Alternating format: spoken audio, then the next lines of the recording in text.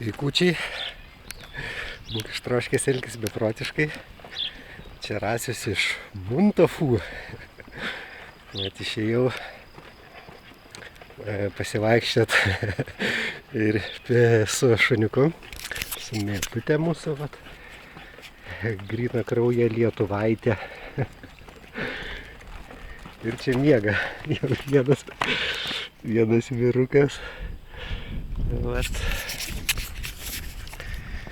Tai noriu pasveikinti visus su artėjančią vasarą.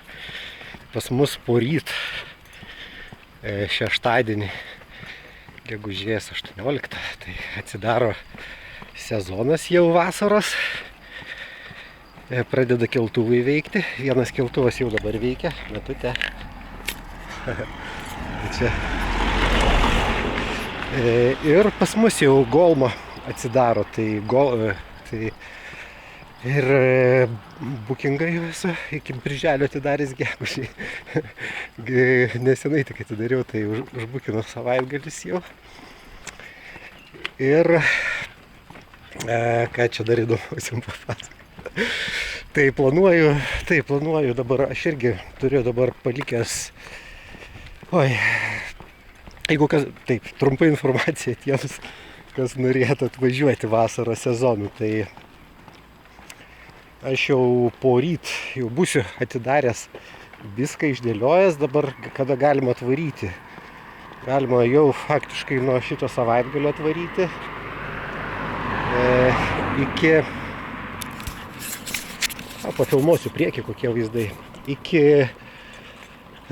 spalio kažkur 25-26, žodžiu, kažkur iki 25. Išskyrus Liepos 13-28, ne, bus uždaryta. Ir kažkada rugsėjo pirmą savaitgalį. Ojo, turiu reikalų, tokių, nelaiku turbūt. Gerai, tai bus šitas video toks neilgas, pasakiau pagrindinę informaciją tiems, kas norėtų pas mus atvaryti.